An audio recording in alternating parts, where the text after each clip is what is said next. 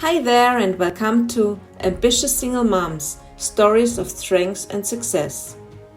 I'm Sonja from Your Success Story, Single Mom Level Up Edition, and I'm thrilled to have you here with us today.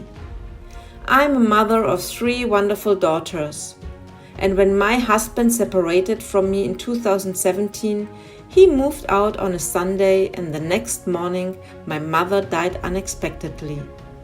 During this time, I was although in the middle of chemotherapy. Suddenly, I'm all alone with 3 small children. As a single mom and a businesswoman, I know firsthand how challenging and rewarding this journey can be. When I first became a single mom, I felt overwhelmed and uncertain about the future. But through support and consistency, I've managed to build a life that I'm proud of, both for myself and my 3 children. This podcast is all about celebrating the incredible stories of ambitious single moms who are not only raising their children with love and dedication, but also pursuing their dreams and building successful businesses. Each episode, we will dive into their journeys, exploring the heights and lows, the lessons learned, and the strategies they've used to overcome challenges. My goal is to inspire, motivate, and provide valuable insights for all the amazing single moms out there who are striving to create a better future for themselves and their families. Remember, you are not alone on this journey, and there are endless possibilities when you take charge of your life. Hello and welcome to today's episode of Ambitious Single Moms, Stories of Strength and Success. My name is Sonja and I'm your host, and I'm very excited to introduce you today to my guest, Clarity. And I'm so happy that she decided to share her story today on this episode. Hello, Clarity. Hi, Sonja. Nice to see you. Yeah, thank you. And yeah, where are you from? How many kids do you have? Share a bit about you. So I'm Clarity. I'm from Canada, originally from the West Coast, Vancouver, and I have a 6-year-old son named Kala, and we're currently living here in the Philippines, where Kala's dad is from. And we've been going back and forth between both countries for quite a number of years now. Oh, wow, cool. Great. So yeah, in our pre-talk, we already spoke a bit about your journey, and you told me that after you gave birth, you had depressions. How did you handle that? And how did you handle that? Backstory. My mother had postpartum depression.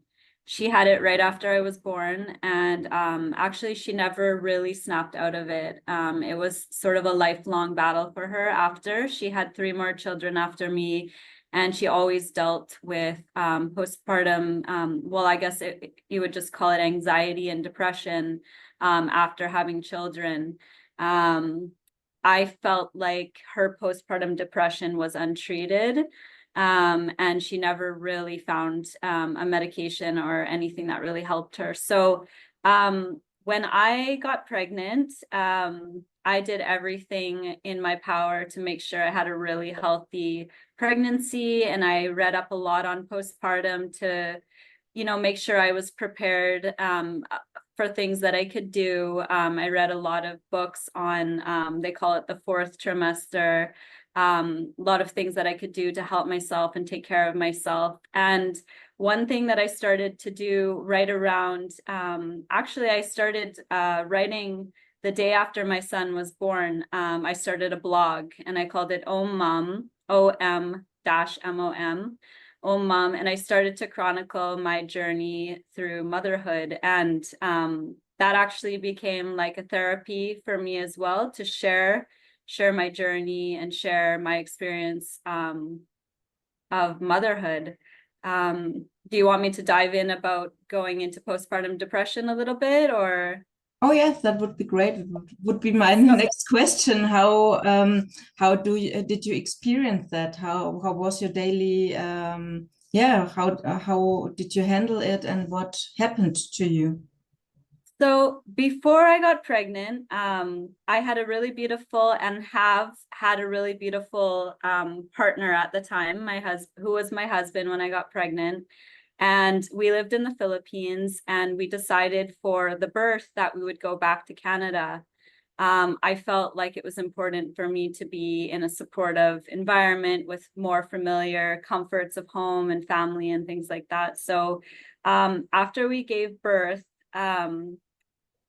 I guess for me, some things happened in my family. There was a little bit of a fallout with my father, who was sort of our main supporter at the time. My mother actually has been out of the picture in a lot of ways for many years because of her mental illness, I guess I would call it. And so my father was my main support system in Canada. And when that fell through, we ended up moving to an island off the coast of Vancouver, where I grew up when I was very young. Beautiful community there, but we ended up in a very secluded area. We were living up on a mountain. My husband was managing a Tibetan Buddhist retreat center, which was very secluded. It was for people to come up and seclude. And it was the dead of winter, and we were in like knee depth snow, where if we wanted to get anywhere, we literally couldn't, because our car was just completely snowed in. And I was there with my husband, our son, who at that time was only 3 months old, maybe 4 months old. And there was another man who was a caretaker living in the house. And he was very unsupportive to women and to mothers in general. He didn't understand my need to be so involved all the time with my child. He felt like I should be helping and working. I had agreed to do a little bit of the like marketing and stuff there, but I was a brand new mom just with a few-month-old child. Like that was my main responsibility. And I just felt like the depression came over me like a wave. Like it was so intense. I just remember waking up in the middle of the nights, not being able to sleep, and feeling this intense, like the anxiety was so strong. Like it felt like there was a hole inside of me. It was very scary.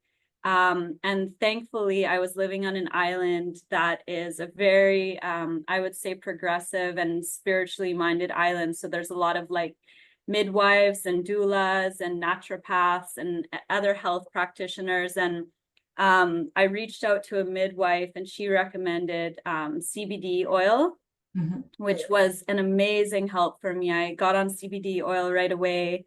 I got a naturopath who was a woman who was experienced in helping women balance their hormones through herbs. And I started to get on these herbs that just like helped me so tremendously. Like we figured out that I had like an imbalance of estrogen and progesterone. Like there was a imbalance of those two hormones. And it could have been the same thing my mother was experiencing too. I won't know to this day, but when I started to balance my imbalance of progesterone and estrogen, I actually like my hormones just started to balance out almost immediately.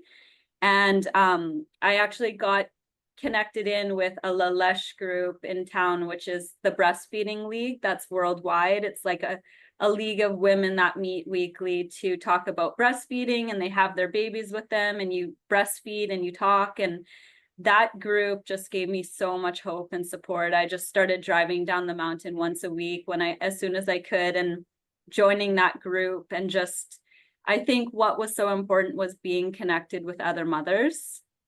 Yeah. And so I told my husband after, I think it was like a month, like, I'm sorry, but like, I cannot live on this mountain anymore.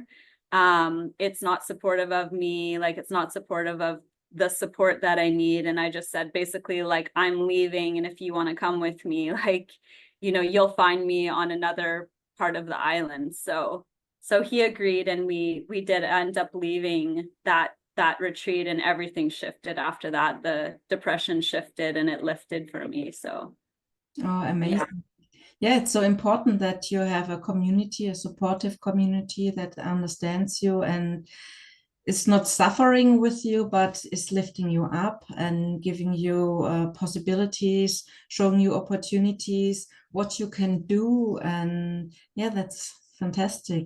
Thank you for sharing. So, and yeah, and going back to nature, here in Germany, we speak about alternative medicine, but it's the original medicine, the herbs and everything. I love essential oils, use them every day. So it's fantastic. It's a great help as well. Amazing. So you came over the depression, but then COVID came. And what happened then to you and your little family? I can't hear you. can you hear me now? Yes. Hello. Okay. So I got through the depression. We found a beautiful community of people on the island to be part of. And funny enough, or not so funny enough, my husband dropped into a serious depression himself. I guess Canada and the Canadian weather, it would have been our second winter there. It was like he just couldn't handle being in a cold place, and he just basically, like, everything that he was saying constantly was basically about him wanting to go back to the Philippines. I was really torn at that time, and looking back in retrospect, knowing what I know now, I would have stood up for myself and advocated and said, listen, like, I'm really happy here. I'm supported as a mother, and I need to stay here in Canada where I'm from. But I have a weakness, which is my caretaking personality. I'm a caretaker. I was a caretaker for my mother, basically, even as a child. So I have a tendency to be slightly codependent. So when my husband said, I need to go back to the Philippines, I was like, well, I have to save him, like, from his depression. I need to do this for him. And I didn't consider myself at all in the equation. So we did end up he accepted a job in the Philippines with his parents, and we ended up moving back. As soon as we got back, COVID hit. I got hit with COVID. I mean, I got COVID as soon as I arrived there, and we were back there accepting a job in the hotel industry, managing a hotel. And so the hotel closed down almost a month after we arrived. So we were basically locked down. And I was struggling. I struggled really hard because I was, again, estranged from my community. I was back living in an isolated place where, my husband's family was doing business, and I basically didn't have a support system again. And this time, my husband's support was also withdrawn because he was in this depression, but now that we had moved, like, the depression didn't lift. I mean, it wasn't of a case of like, oh, now that we're here, like, it's gone. It wasn't like that at all. It was actually the exact same thing. We were just in a new place.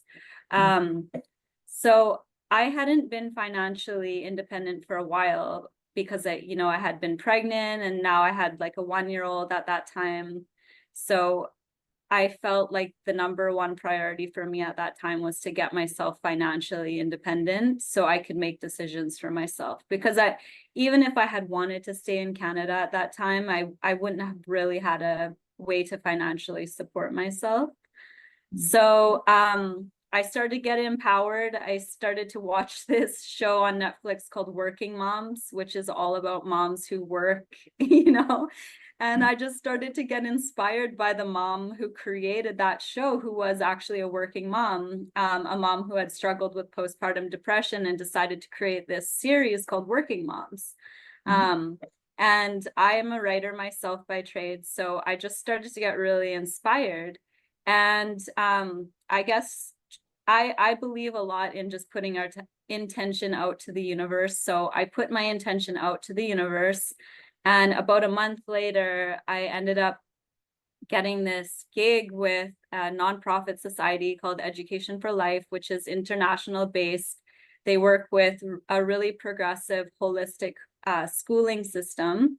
And they hired me on as like a full-time writer and like a marketer for them, like media, handling their media and their online marketing. And their blog. I started a blog and I started a newsletter for them. And so that turned into a 3-year project. But what it also did is during the pandemic, it started to give me self-sufficiency. I could start making decisions for myself. So one of the first things I did after about, I guess I was working for them for 3 or 4 months before I had enough funds in my bank account where I felt like I could make a move. I told my husband, you know, I want to go back to Canada. And I did. I booked a ticket and I packed my son up and he said, I'm not going, you know, and I said, well, I am. So, and I felt confident at that time because I was making pretty decent money. I was making US dollars and living in the Philippines. So, you know, I was able to save money easily. And so I packed up my son and I went back to that island we were from. It wasn't easy because it was pandemic times and a lot of people were into, you know, there was so much division at that time and so many different beliefs and conflicting beliefs about whether people wanted to distance from each other or be close, you know. So it was a different island when I went back. It wasn't the same island, but we did stay there 6 months. I enrolled my son in school and I loved it. I was happy to be back. But it had its challenges, you know, like I had a 2, I guess he must have been 2 or 2.5 at that time when we were back. And, you know, I was trying to work a job and run him around the island to Waldorf school and juggle, you know, being a single parent. And it wasn't easy. And then, you know, I started to feel like, you know, maybe we should go back, maybe, you know, maybe it's best for Kala to be in his dad's life. And, you know, I started to doubt myself. I started to really doubt my decision. And I think because things got a little bit hard for me, it was hard to find housing on the island at that time. And I lost a little bit of confidence. I didn't feel so confident. So we went all the way back to the Philippines. And at that time, when I got, or do you have any questions? I don't want to just keep rambling on. No, it's okay. I think that's what the women want to hear. And yeah, it's so important that you started looking for a job and to make your own money. And so many women don't have the money and they relate on their husband. And when they want to make the decision to leave, it always is the money that keeps them away from that. And of course, now you are telling you made the step and you are in that surrounding, but you're a single mom back in a community where you used to live, but people change and you are alone as a single mom. So many things you have to do alone. And of course, that's normal that we start doubting our decision. And I think every single mom can relate to that. I sometimes have doubts if I'm able to maintain something, if I can do it alone. So now and then we always need someone else. And it doesn't have to be always the husband, but yes, especially as a woman, I'm not a crafts woman. I'm capable of doing some things, but not everything. So I always need someone. And of course, having always the kids, I have 3 kids, having them always 24/7, it's very challenging. Yes. It's normal that you have the thoughts, hey, maybe we should try it again. And you're mute again. Oh, can you hear me now? Yeah. Yeah, I think it's quite normal for, I mean, as far as what I know, for most relationships, especially a long time relationship. I mean, I had been with my husband, or as we had been together for 14 years.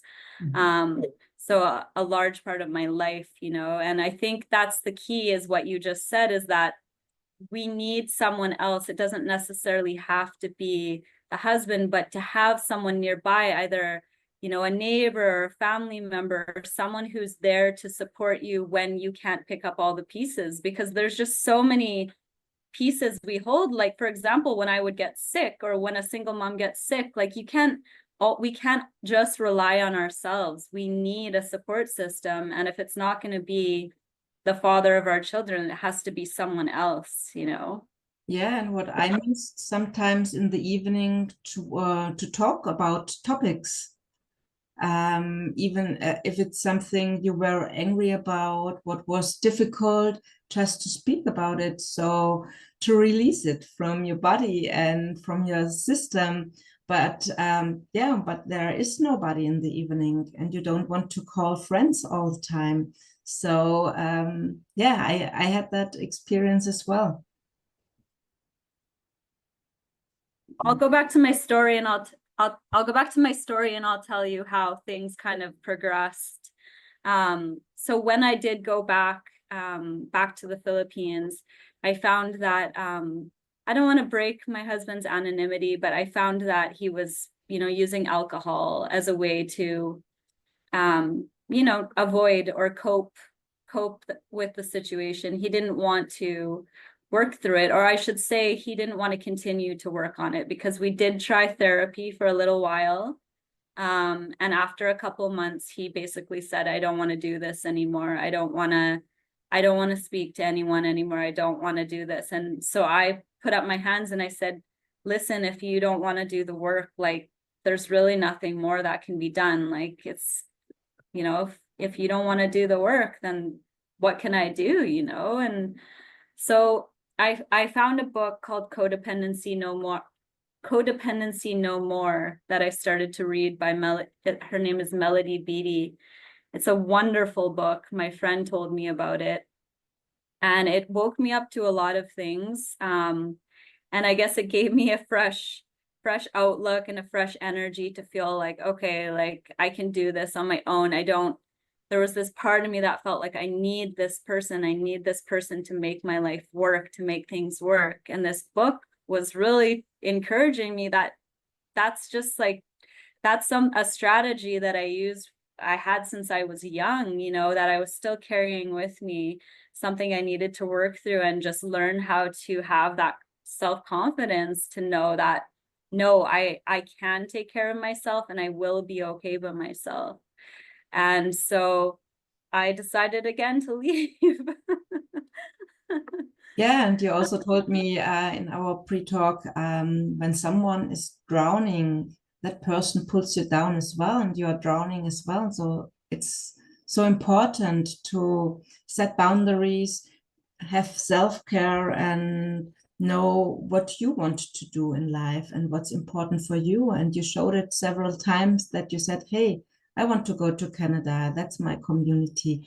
I need this and that. And that's so important that we see what are our needs, and we can't save other people. Yeah, so things actually, before I left again, the situation just really took a turn. It was just like, I was there for a few months, and because of pandemic, my husband was out of work, and so I actually became the breadwinner, and I was the one supporting him, supporting our family, and I was starting to become like a caretaker, because every day he didn't have the energy, because when you're depressed, you just don't have energy to do anything. So I was finding us places to live, and I was paying the bills, and I was working, and I was caring for our son, and I was like, after a few months of that, I was just like, what? Like, what is the point of this? Like, why am I doing this? And I did start to drown. I started to drown myself, and I started to almost not be able to do my work anymore. It was even affecting my ability to work. So I was like, I have to get out of this situation. Like, it's not healthy for me. It's not healthy for him.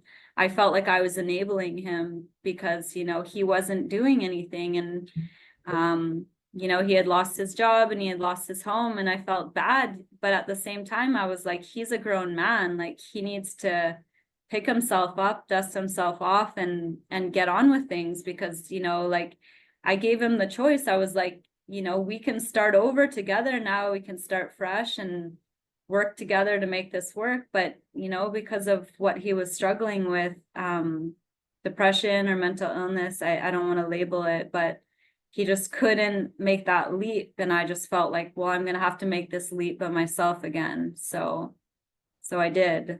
Mm-hmm. So you left and went again back to Canada, and now you're on the Philippines again. So that time, the last time I left, I actually decided to go nearby to people that I knew could support me. So I actually moved to California, where my sister lives. And I ended up getting a place just down the road from her, and enrolling my son in that actually the schooling system that I teach for. I ended up enrolling him in the school there. So I had a nice trade where they were allowing me to send him to the school in exchange for some of the, you know, work I was doing for them. And it was a wonderful, wonderful school. And then I had my sister nearby, and I had two neighbors that became like aunties for me. They were so helpful. They'd pop by every day, drop off food, drive my son to school when I couldn't. They were just amazing helpers, and they became like the adopted family for me. And we were there for a year and a half, but I'm not an American citizen. So, you know, we ended up having to make a decision again, whether we were going to move back to Canada or what we were going to do. And again, I doubted myself. I doubted, you know, just moving on without him. I talked to him on the phone. We talked to him here and there, and he told me he was doing good. And, you know, he said, you know, why don't you guys come back here? And, you know, I have a house now, and I have a car, and, you know, and so we came. And when I got here, you know, the drinking had progressed. So I was like, you know, nothing's changed. Yeah, you're a little bit more stable as far as the things, but as far as like where he was at, he was still very unstable, and actually more so. Because after, you know, alcohol changes your brain. Addiction really changes a person's personality. And I watched it happen to him, because the drinking went on for 4 years. And when we got here, he wasn't the same person. I didn't recognize him. You know, I didn't recognize him. And then I tried to save him again. You know, I tried to save him. And after trying to save him for a while, I found a program called Al-Anon. Any family member or wife of an alcoholic, I highly suggest this program. Even if you've grown up in a dysfunctional household, Al-Anon is a program that can help you. It's helped me so much. It's basically a way to shift the focus away from the addict and turn the focus back on ourselves. So I started to work the steps. They're called the 12 steps. A lot of people have heard of Alcoholics Anonymous. They have 12 steps. That's the program they work. And so in Al-Anon, we also work the 12 steps. And the first step says we admitted we were powerless, that our lives had become unmanageable. And then the second step is came to believe that a power greater than ourselves could restore us to sanity. And the third step, which I'm on right now, is made a decision to turn our will and our lives over to the care of God as we understood him. And so there's a big process we do working through those steps. I'll be moving on to the fourth step soon. And it's basically just allowed me to look at my life and say, this is out of my control. Like, these things happening, I cannot control them. I've tried, and I've made my life miserable in the meantime, because trying to control another person or trying to control a situation can make you crazy. It can make anyone crazy, and it made me crazy. I mean, I just shared my story. I was literally bouncing all around the world because of the actions of this man, instead of just looking at myself and saying, what is best for me? You know, what's best for my life? Why, you know, all my actions were dictated by what he was or was not doing. Yeah. And this program has helped shift my focus back on myself. Now I only take responsibility for myself. What he does is up to him. And now the future for me is about planning a life for my son and I that we love and that makes us happy, because I can't depend on him right now. And he is making the choices that he's making for his life. And if he wants to get sober, then he has that opportunity, but no one can be forced, you know, to choose that option. So I've pulled back a lot, and I've really had to surrender and let him do him, you know? Yes, that's fantastic. Thank you for sharing. And yes, we always try, and also during the marriage, women try to change their husbands, but it's not possible and it's not good, because they are them and we are we, and or I am me. And yeah, and thank you for sharing the 3 first steps. It's so important that we acknowledge and say, yes, the situation is like that at the moment. I'm totally out of control. I don't know how everything shall go on. I'm below zero. I don't know how I can go on. Yeah, I realized that. And then to recognize, yeah, but there are so many doors I could go. There are so many opportunities that I could take. And there is another option. And then making a decision. Yes, I'm prepared to do the steps, whatever it takes. I'm prepared to take my life into my hands and take responsibility of my life, only my life, and of course the life of my kids. That's so important. Thank you for sharing. I mean, it's so many of us. I mean, I know so many other people, and myself included. I needed to hit rock bottom. I needed to hit rock bottom to know that I need to change something. Something needs to change in this situation. And it's unfortunate it needed to get so bad. You know, for me, my rock bottom was bankruptcy. Like I ended up having to file bankruptcy because I was just so, you know, for years I was supporting my husband, I was supporting myself, I was supporting our son, and then I was traveling all over the world, and I was, you know, racking up my expenses, and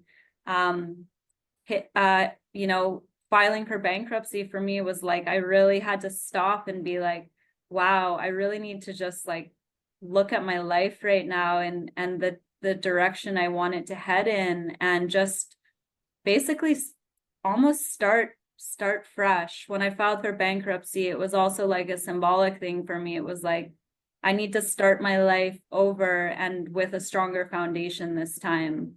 And, you know, pulling around someone with me that doesn't want to be on the journey with me in a healthy way wasn't what I wanted to do anymore. So, yeah. Amazing. Thank you so much. So you already shared a bit about what you're working on, nonprofit organization. Do you want to share something more about it? I can hear you. Oh, can you hear me now? It's not so loud. Can you hear me now? Yes, better. Okay. So I'm working on a book right now. I'm really excited about it. The working title, actually, I won't put out the title yet because I'm still working on the title, but it's basically a memoirs. It's been written over 5 years since I started writing it the day after my son was born.